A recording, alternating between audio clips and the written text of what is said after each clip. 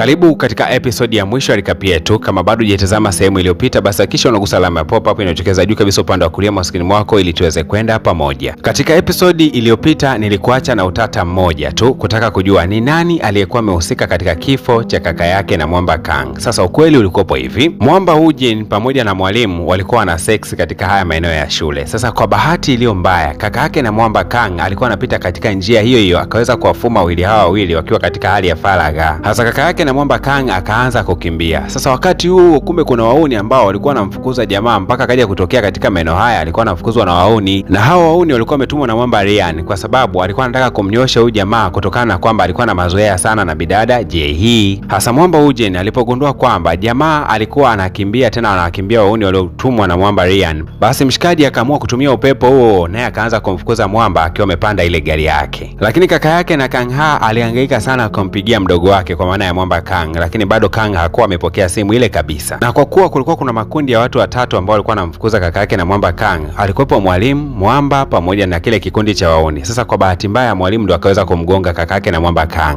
Na tena mwalimu alikuja kugundua kwamba katika shati ya Mwamba kaka yake na Kang kulikuwa kuna kamera ya siri sana, akaichukua ile kamera akaondoka nayo. Na mbadala wa kuweza kumsaidia majeruhi pale chini, lakini yeye aliendesha gari na kukimbia eneo la tukio. Sasa Mwamba Kang Ha akaendelea kuhangaika mpaka katika kituo cha polisi akisema kwamba kakake alimpigia simu lakini ghafla kakake hapatikaniki. Hasa siku ya kesho yake kuna mjadala mzito sana hapa shuleni, ni kuhusiana na masuala ya madawa ya kulevya. Mwamba Kang Ha ameamua kuweka mambo yote wazi. Sasa mjadala ulikuwa ni mzito sana na hakuna aliye tayari kuzungumza ukweli, lakini bidada Jae-hee akasema atakuwa tayari kutoa ushirikiano kama endapo atahitajika. Mwalimu alimwangalia Kang Ha kwa hasira sana, lakini wanafunzi wengine walimchukia sana kwa kusema kwamba mbona unakuja kuiharibu shule wewe, yani mwanafunzi wa scholarship peke yake, lakini unakuja kuharibu mambo ovyo ovyo. Na kila siku uonezi unapokuwa unafanyika hapa shuleni, basi watu ambao wamekuja kwa scholarship huwa waongeagi chochote, lakini siku ya leo watu wa scholarship walisimama na Mwamba Kang Ha. Lakini hata bidada Jae-hee akajitokeza na kusema kwamba kwani wapi Mwamba Kang Ha ameweza kukosea? Basi Mwamba Ryan akaweza kumuita bidada Jae-hee na wakatoka nje kidogo tu, akasema natumai kwamba hautoelekea Marekani. Lakini bidada Jae-hee hakutoa jibu lolote lile. Kumbuka kwamba aliingia katika mkataba na baba yake ili aweze kusaidia familia ya kina Hera, yeye lazima aelekee Marekani. Na wakati Mwamba ameweza kumkumbatia bidada Jae-hee, ghafla tu bidada Jae-hee aliweza kumshuhudia yule rais wa darasa, moja kwa moja akawa amemfuata. Bidada Jae-hee alimuuliza rais wa shule, kwani umeamua kuyafikisha mambo mpaka hapa yalipofika sasa hivi? Lakini jamaa akasema nataka nirudishe heshima ya watu ambao wamedharaulika, watu wanaokuja kusoma kwa ajili ya scholarship tu hapa shuleni. Lakini bidada Jae-hee akauliza, kwa nini sasa umenitarget mimi peke yangu ikiwa unajua kwamba hata mamako anahusika? Kwa sababu kama kuna maovu ambayo yanaendelea hapa shuleni na mamako amekaa kimya, manake naye pia ni mwovu. Kwa kweli haya maneno yalimgusa sana rais wa shule na akajikuta amekaa kimya tu. Sasa huku upande wa pili tunaonyeshwa Mwamba Ryan akiwa amemtembelea mkuu wa shule, na Ryan akawa anamwambia mkuu wa shule kwamba kwa nini video za utupu zimeweza kutapakaa hapa katika maeneo ya shule na wewe ndio unayehusika katika kitengo cha CCTV kamera. Sasa mkuu wa shule anamwogopa sana Ryan, akasema sio mimi ambaye nimeweza kusambaza hizo video, na mtu alikuja tu kuzichukua huko katika kompyuta. Lakini huku upande wa pili bidada Jae-hee alikuja kumfuata Mwamba Kang na akaanza kumwomba msamaha, akasema kuna kitu ambacho unatakiwa uelewe. Kwa muda mfupi ambao umekuja hapa shuleni kwetu umetengeneza mabadiliko makubwa sana, kwa sababu kama ningelikuwa na moyo kama wa kwako, huenda hata kaka yako asingeweza kufariki mpaka leo hii. Samahani sana, lakini mimi siku za hivi karibuni nitasafiri kuelekea Marekani. Bidada akawa anaondoka, lakini Mwamba akamsimamisha bidada akasema, umewahi kunipenda hata siku moja? Lakini bidada Jae-hee akasema hapana, sijawahi kupenda. Mwamba alimwangalia sana bidada wakati anaondoka. Hii inaashiria kwamba Mwamba Kang alikuwa akimpendaga sana bidada Jae-hee. Hasa bidada Jae-hee alipoweza kurudi nyumbani, akawa anaangalia picha ya ultrasound ambayo ilikuwa inaonyesha mtoto wake kipindi hicho yuko tumboni. Akaenda kumuonesha leo Mwamba Ryan na akamwambia kwamba nimewahi kuwa na ujauzito na huyu ndiye alikuwa mtoto wetu. Basi bidada akaichukua ile picha akaitupia katika maji. Alafu siku ya kesho yake akamchukua Mwamba Ryan na akampeleka katika kaburi la kaka yake na Mwamba Kang, akasema naomba useme samahani katika hili kaburi. Bidada alisema kabla sijaelekea Marekani nataka makosa yetu yote tuweze kuyatubu, hata kama wewe ukuweza kumuua kaka yake na Mwamba Kang, lakini una nafasi ya kutubu kwa sababu na wewe pia uliagiza vibaka. Na Mwamba alifanya kila kitu ambacho bidada alimwambia, lakini mwisho wa siku Mwamba Ryan akasema naomba ubakie, lakini bidada akasema hapana, haiwezekaniki. Jambo la kukumbuka ni kwamba sisi ndo kwanza tuna miaka 18, bado tuna safari ndefu. Ni kusii tu kwamba wewe endelea kuwa na subira, iko siku moja huenda tutaonana tena. Sasa huku upande wa pili bana, huwezi kuamini, mkuu wa shule aliweza kuigundua kuna video moja ambayo inaonyesha kama Ujin ana ujirani sana na huyu mwalimu. Akawa anasema inaonekana wewe una ujirani sana na Mwamba Ujin. Je, kuna mahusiano gani ambayo yanaendelea kati yako wewe na mwanafunzi? Na mkuu wa shule akasema kabla mambo yajachafuka ni kusii tu kuandika barua ya kujiuzuru kazi na usije kuonekana tena katika shule hii wala katika mazingira ya jirani na hapa. Na huku upande wa pili kwa mara ya kwanza tena bana, hawa wanne wameweza wakakutana. Kikao cha matajiri kikawa kinaendelea. Bidada Jehii akawa anasema, jamani, mimi nitakwenda kuondoka, lakini nitawamisi sana rafiki zangu. Naye bidada Ella akasema ana mpango wa kusafiri kidogo akapumzike sehemu kisha atarudi tena. Lakini mwamba ujini wakati wote alikuwa anaonekana amenuna tu. Mwisho wa siku akawa amechomoka katikati ya kikao. Ikabidi bidada Ella aweze kumfuata Ujini. Akamwambia kuna shida gani? Mwamba Ujini akaanza kumwambia bidada Ella kwamba yeye ndo ameweza kusababisha bidada Jehii aweze kusafiri kuelekea Marekani, na yeye ndiye alikuwa amemfuata baba yake na akamshauri jambo hilo.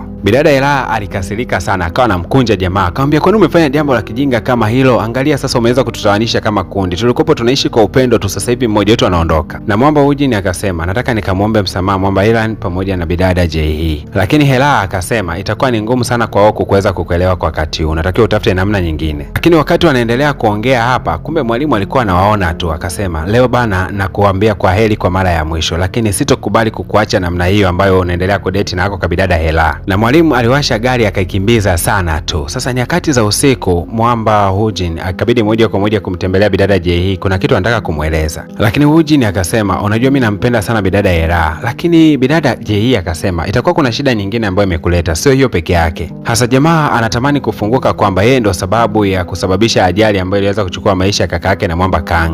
Lakini mwamba akajikuta mdomo na kopo mzito sana. Mwisho wa siku akaamua kuchukua ile peni ambayo ilikuwa na ushahidi wote, akaichukua akaweka pale katika meza. Bidada Jehii atakwenda kuiangalia na atajua ukweli ni nini. Na bidada Jehii alipoweza kuipata kupoteza muda, moja kwa moja akamtembelea mwamba Kang akamkabidhi ile peni. Na Kang alipoweza kuipata moja kwa moja naye akafunga safari mpaka polisi. Basi mapolisi walikuja hapa katika shule na wakachukua kila sura ambayo iliweza kuonekana katika ile kamera. Naye mwalimu ambaye ndo kwanza alikuwa anajiandaa kwa ajili ya safari akaweza kunaswa. Mwamba Kang alitamani kwenda kumfuata angalau muulize hata maswali mawili matatu angalau akiwa wanamlamba vibao, lakini maafande walikuwa wamemzuia mwamba Kang. Hasa mama yake na mwamba Ella alipoweza kugundua kwamba hata mkuu wa shule alikuwa anafumbia macho hayo makosa, akamfukuza kazi. Mkuu wa shule akaenda kukusanya vitu vyake na tayari kuanzia sasa hivi hatakuwa akifanya kazi hapa kabisa. Lakini mtoto wake ambaye ndio rais alikuwa amefurahi sana mamake kuweza kuachishwa kazi, na akamwambia mama, kuanzia sasa hivi hatutakuwa tukiishi maisha ya kitumwa na kuwa kama mbwa hivi kuficha maovu ya watu. Kuanzia sasa hivi tukaanze maisha mapya kabisa tofauti na haya. Basi habari zilikuwa zimetapakaa sana kuhusiana na hiyo shule ya Jushin, namna ambavyo maovu yalikuwa yakiendelea pale na namna ambavyo mkuu wa shule alikuwa akiyafumbia macho. Kwa taarifa kama hizo ndio zilikuwa zimetapakaa sana kwa wakati huo. Baba yake na bidada Jehii alipopata taarifa ya kwamba mtoto wake aliwahi kupataga ujauzito alafu akatoa, alimaindi sana, akasema kuanzia leo ndakuwa sitoi pesa ya matumizi yako hata kidogo. Na huku upande wa pili mwamba Ryan amemfuata mwamba Kang, yuko kumwomba msamaha akisema kwamba nashukuru katika yote ambayo yameweza kutokea, lakini ukweli ni kwamba mimi sijawahi kumuua kaka yako, ila nimekuja kuomba msamaha kwa sababu nimewatumaga vibaka ambao walikuwa wanamuonea kaka yako mara nyingi tu, unisamehe katika hilo. Lakini mwamba Kang hakukubali kabisa ule msamaha, akasema msamaha wako hauwezi kumrudisha kaka yangu, hauwezi kurudisha furaha ambayo tumeipoteza mimi na familia yangu. Lakini Kang akasema unatakiwa kuishi katika maisha ya mateso, maisha ya kuhuzunika, maisha ya kupata shida, maisha ya kuteseka. Kwa nini umeweza kusababisha kifo cha mwingine? Mwamba Ryan alipotoka pale alikwenda kujitangaza mbele ya watu wote kwamba katika mambo yote yaliyokuwa yakiendelea katika shule yeye alikuwa ni mhusika mkuu, na aliomba msamaha kwa wanafunzi wote pamoja na walimu. Maisha mapya katika shule ya Jushin yakaanza kuonekanika. Kila mtu alitarajia maisha mazuri zaidi baada ya ujio mpya wa mkuu wa shule. Na Mwamba Ryan kama kawaida bana, katika gari yake ya kifahari anaelekea shuleni. Ghafla tu bidada Jehii akawa amejitokeza kwa mbele na akamwambia jamaa kwamba leo unaonaje kama usipoenda shuleni tukabakia wote mitaani? Basi walielekea kwa muuza ice cream pale ambapo huwa anaendaga na Mwamba Kang na wananuaga ice cream pamoja. Alafu bidada Jehii akamwambia Mwamba Ryan kwamba unaonaje kama tukiachana kwa muda ili tujikuze, tujigundue kwamba kweli tumekuwa kuingia katika mahusiano. Alafu kama wakati sahihi utakapofika basi tutaingia tena turudi katika mahusiano. Lakini Mwamba Ryan hakupo tayari katika jambo hilo hata kidogo. Na kwa kuwa baba yake na bidada Jehii alisema kwamba hatomhudumia tena Jehii, basi Jehii akaamua kuingia mitaani kwenda kujitafuta kimaisha. Siku ya leo Mwamba Kang aliweza kumwona bidada akiwa anatembea mitaani. Moja kwa moja akafika na kumkumbatia, akasema ina maana unaelekea Marekani? Basi ndakumisi sana unajua. Lakini bidada Jehii akasema sielekei Marekani, nitaendelea kuwepo hapa hapa Korea na nitatembea katika miguu yangu. Kwa sasa ndakuwa sitembei katika wingu la baba. Lakini jambo moja tu katika swali ambalo ulikuwa umeniuliza zamani kwamba je, nakupenda ama sikupendi, ukweli ni kwamba mimi nakupenda wewe. Na bidada Jehii alipoweza kuondoka pale alimwacha Mwamba na maswali mengi sana ndani ya kichwa chake, na alipoondoka alienda kumfuata mamake kijijini sana. Kumbe mamake bana aligombanaga na babake na akaendelea kujitafuta maisha ya kijijini sana, ndio huko bidada alikoenda kuishi. Kutoka katika maisha ya kifahari sana ambayo bidada Jehii alikuwa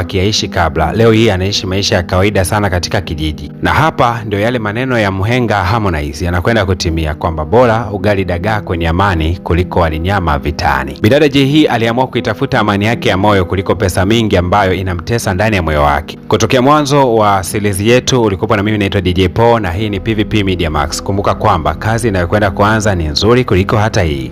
Hivi unajua kuwa PVP Media Max katika kitengo chake cha IT wanatoa huduma ya kuuza channel za YouTube ambazo zimekuzwa na PVP Media Max, lakini pia wanatoa huduma ya kukuza channel kutokea subscriber 0 mpaka subscriber 1000 ndani ya siku moja tu. Alafu ile changamoto inayowatesa wengi kufikisha masaa 4000, basi changamoto hiyo inatatuliwa ndani ya siku 2 tu, kama tu ukishirikiana na PVP Media Max. Mamia ya watu wameshashtukia mchongo na watu wanatengeneza mkwanja mzito. Kama ujui utafungua channel ya YouTube na uelewi nini cha kwenda kufanya, tunafundisha namna ya kutumia AI, yani video ambazo unatengeneza wewe mwenyewe pasipo hata kuweka sauti yako wala picha. Hizi video zinajitengeneza zenyewe kwa kutumia maandishi tu. Nilidhani radi inagonga juu ya paa mpaka niliposikia ikigonga chini ya ardhi, na pale kwenye maji ya barabarani kitu kilining'inia kama kamba, lakini kilikuwa ni ngozi ya nyoka imeandikwa jina langu.